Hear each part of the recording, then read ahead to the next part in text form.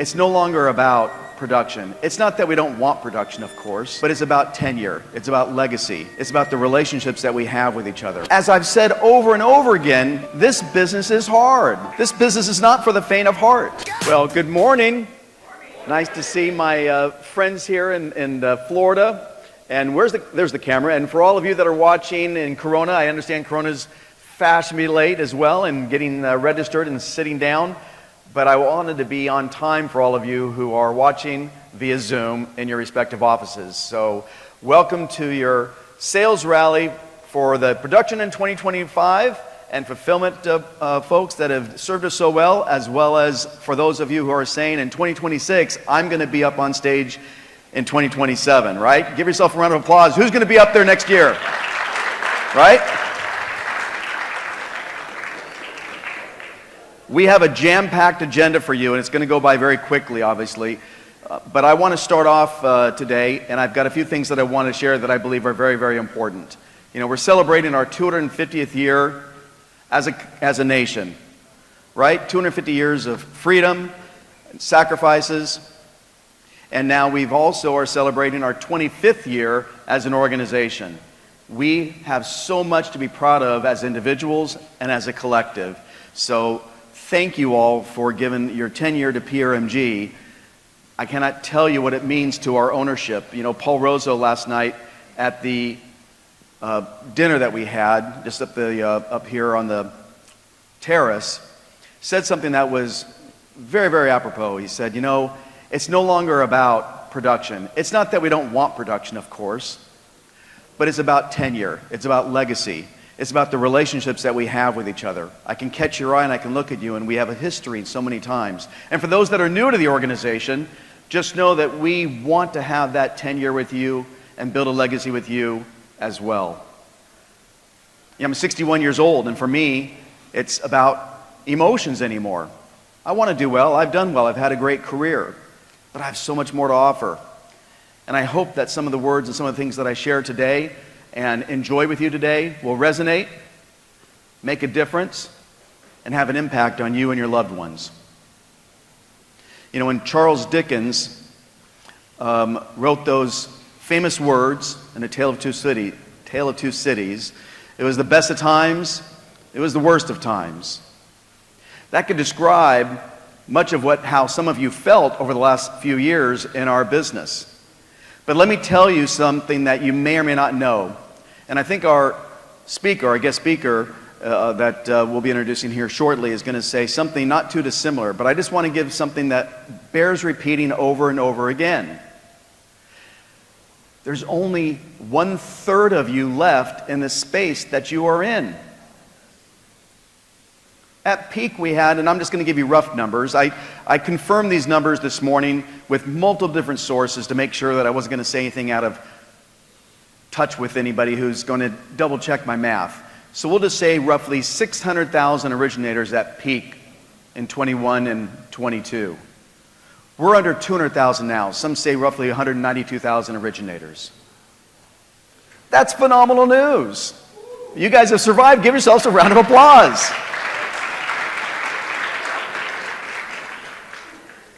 As I've said over and over again, for anybody who will listen to me, this business is hard. This business is not for the faint of heart. If it were easy, anybody could do it. It would be commoditized, and there'd be no money in it. So thank God every single day that you guys have to be therapists for realtors at 8 o'clock at night, that you have to ask for paperwork over and over again. When you say, give me all the pages, including the blank page, you've got to repeat yourself. You have to say, no, I guess it was on me, it wasn't on you, it's my fault, can you please send it again? You've got to deal with all that monkey stuff, sorry, and persevere. It's not an easy job. But the good news is there's only 1/3 of you left from peak to where we are today. And yet the business is predicted by every agency out there to go up anywhere from $2 trillion in 2025 to $2.2 trillion in 2026. So business is up. The number of competitors is way down by 2/3. You guys are in the catbird seat. I mean, the fact that you have paid your dues and suffered the slings and the arrows of this industry over the last few years, you're poised to do great things. As I often told myself and my boys and anybody who will listen to me, I always preface anybody who will listen to me because from time to time you'll listen to me and other times you won't. That's just how life is, isn't it? And at some point, those that are watching remote, in Corona or here, at some point, something I say or somebody else says is going to have an impact on you. You're going to have that epiphany, if you will, and you're going to say, you know what? I'm sick and tired of being sick and tired. Mediocrity is not for me. I'm going to excel, and I'm going to do the hard work, and I'm going to do what is required to make sure that I ask for the business and get the business that I so richly deserve. I was talking with Jordan Vreeland last night, who I'm going to bring up here shortly, and one of the things that he and I both agree on, we agree on many things, but one of the things that he and I both agree on is that too many of us are focused on that shiny object, and I'm guilty of promoting some of those shiny objects that can divert your attention from what is required, which is asking for the business. We've got lots of tools and resources that are available to all of us that will help make our job just a little bit easier.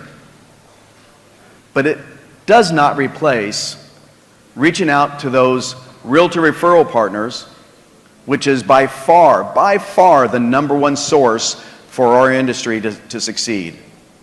It does not replace going out there and asking those people over and over again for an opportunity to be of service, for a chance to audition.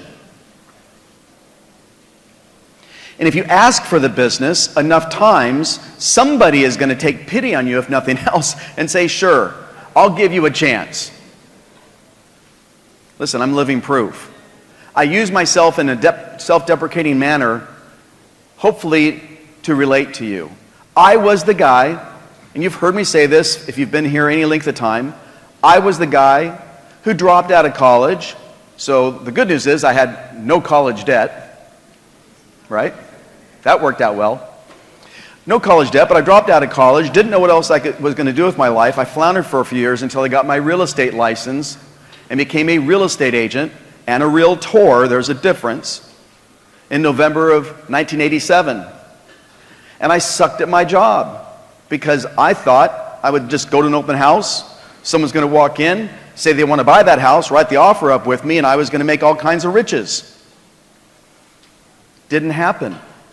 The more aggressive agents would always win the client over. The people who said, you need to do business with me. That guy, he has no idea what he's doing. This was before you could prove that I had no idea what I was doing, right? Today you can prove that that person does no business whatsoever compared to what you're doing. So therefore, that alone is a feather in your cap or an arrow in your quiver. But back then, everyone was ignorant about production. But the people that were aggressive and asking for the business would always win. And the short version is I took a Mike Ferry, Tom Ferry's father, I took a Mike Ferry course, and I learned that if I would just ask 100 people and make sure 100 people physically said yes or no to me, that I would get at least 1 out of 100, no matter how bad I was at my job. And so my attitude became, well, hell, I got nothing to lose. I'm flat broke. I can't put gas in my car, so instead of going door knocking, I'll just cold call. And then I could afford to go door knocking, and then I could afford to team up with real estate agents, or, well, when I became a loan officer, team up with real estate agents. Hey, you take that side of the street, I'll take this side of the street, and let's go out there and promote ourselves and promote your open house that's coming up this weekend. And just by going out there and asking for the business, this college dropout became a six-figure income earner his first year in the business. And I said, well, shit, this is easy. Anybody can do this business. And I did suffer, my dad called it, an acute syndrome, a disease called arrogance of youth. I was arrogant back in those days because the business did come, relatively speaking, by comparison to a doctor, lawyer, or Indian chief, easy for me. This business is not rocket science.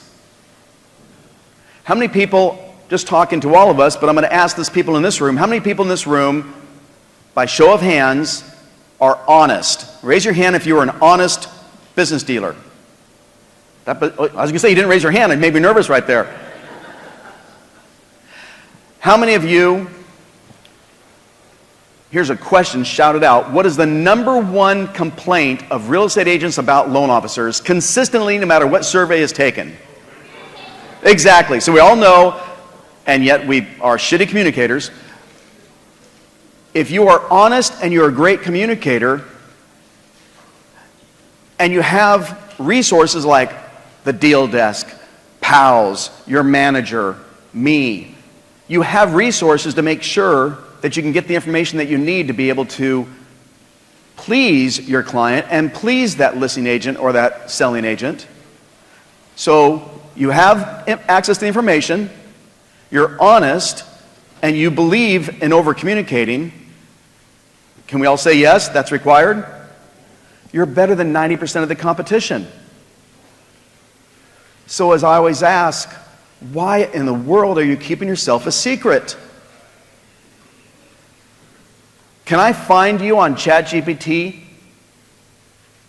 or any open AI system? How many people know if I were to search that you would be the expert in your particular marketplace if I searched for you on OpenAI? Raise your hand if you know I'll find you.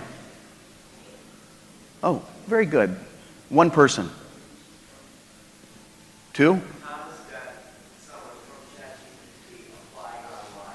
Thomas, give Thomas a round of applause. That's great.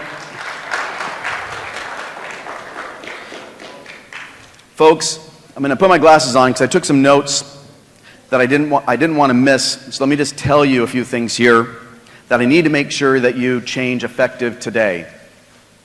The fact that so few people raised their hand, you need to change that immediately. We've been teaching you, rightly so, to video, video, video, video. I'm not saying you take that away. But guess what? Blogging is back. The written word is back. And ChatGPT will find you if you are blogging. Let me give you some information here that I think is very, very important. And by the way, the sources information is multiple different sources. And some of this, because I never want to plagiarize without giving somebody credit, comes from Mike Ferry's son, Tom Ferry, who has a slide presentation that I took images of, and I took some of my notes from his images. He is the number one, nobody even comes close, the number one trainer and coach for real estate professionals around the world. Around the world. As he said, blogging is back. AI-driven traffic outperforms organic search by 20 to 23%. Everything counts, everything matters. You've got to stack all the odds in your favor. So make sure that OpenAI can find you. You need to become a prolific writer. Update every available search profile. And if you can't update it because you haven't created it, create a search profile. And a few examples that he mentioned was Fast Expert, Rate My Agent, Bing Places, Birdeye, LinkedIn, Yelp, Angie, Google BizPage, YouTube, Facebook, Instagram, WhatsApp, and many, many more.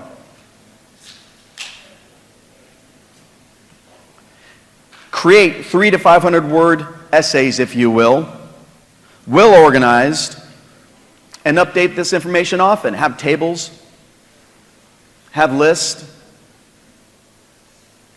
OpenAI loves that information. All search engines love to see updates. Are you creating information? Miriam, what would you consider your marketplace? What is your highly targeted marketplace? Obviously, you can do the entire United States with the exception of New York State. But where would I say, hey, this is an area that you are an expert in? Name a city. Miami. Now name a community within Miami.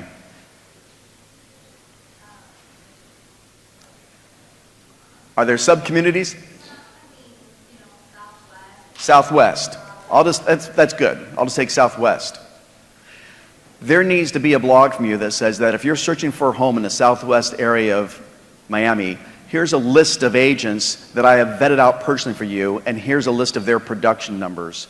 When it comes to mortgage banking, I am the person that can help you choose the right agent and the right program for you. Something as simple as that. So now when somebody searches, who's the best agent in the southwest area of Miami, because you are updating this periodically once a month, guess whose information is going to show up? Yours. Are you writing anything right now? No. So guess who's not going to show up? There you go. So as simple as this is, we need to write content. Ask questions of what would a consumer want, and then answer those questions. And I would keep an updated YouTube video along with your blogging that asks questions and answers questions.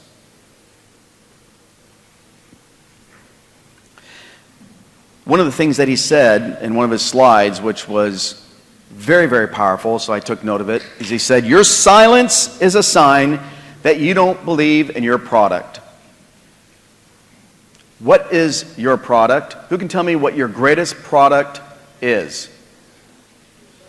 Yourself. Who said that? Very good. It's you. We all sell. We all sell the same money. We make a living, a very handsome one at that, selling other people's money with no downside risk with the exception of an EPO clawback. Which too often, I can tell you, in my position, I can see, happens too often because you don't keep in touch with your client and you exercise little to no client control. A client who understands that I'm giving you this loan and that we've got a game plan. Repeat after me, we have a game plan. We are going to refinance you after you've made 6 payments. Please, no matter who reaches out to you, do not succumb to that solicitation. I cannot make this loan for you if we can't make sure that we are in communication, that we're simpatico. Are we in sync? Do you understand, Mr. and Mrs. Borrower, that you cannot do this to me? This is how I feed my family. And if you do refinance with somebody other than myself, I have to pay back everything that I earn for busting my tail for you and give it right back. So can we agree that you won't do that? Expectation management is where you tell somebody exactly what you expect of them, and then you say, now tell me what you expect of me. Let's make sure that we are aligned. When you will do these things, you will find yourself less frustrated. Anybody heard the expression, buyers are liars? Okay, guess what? They're not. We're just shitty communicators. We do not set the expectations. If I'm going to list somebody's home, which I've listed thousands of homes as a bank REO agent, I made sure that the bank knew what they could expect of me and what I expected of them. I made sure when I sat down with a homeowner who was ready to move and want to go from point A to point B, I need to make sure that they had the motivation to move, that we did the what if scenario. I don't want to list your home if you're not motivated, because I'm going to come to you in 30 days and I'm going to want to reduce the price, because if it doesn't sell in 30 days, we've done something wrong. I've let you down, but we can course correct very quickly. But if they're not motivated, they're going to push back on me and I'm going to have an expired listing, and I don't have expired listings. So I learned very early on, I'm not going to waste my time with somebody who's not motivated to buy, not motivated to sell. I'm going to make sure they understand. I'm not going to waste my time with a realtor who's not going to give any business. I'll go around and suck up to the best of them and the worst of them. Until what? Who can tell me what the expression my dad told me early on in my life? You need to suck up to everybody until you have what? Your FU money. And if you don't have your FU money, you're going to have to go around and get pencil whipped by everybody and his brother. So make sure that you bust your ass now. I can promise you this, if you were to put in the amount of energy and effort it takes to get 99 no's, how long would it take you to get 99 no's? If you were to go out there and ask, if I told you, Jose, can I pick on you? I know I can, that's why I asked, so thank you. I I apologize for forgetting right now. What is your son's name? Anthony. Let's talk about Anthony just for a second. I saw your post. He's, working out hard. Very cool what he's doing. I'm going to be very dramatic just to illustrate a point. If your son was kidnapped and the ransom was you need to have 3 new loans in the next week for him to be released, could you come up with 3 loans in the next week?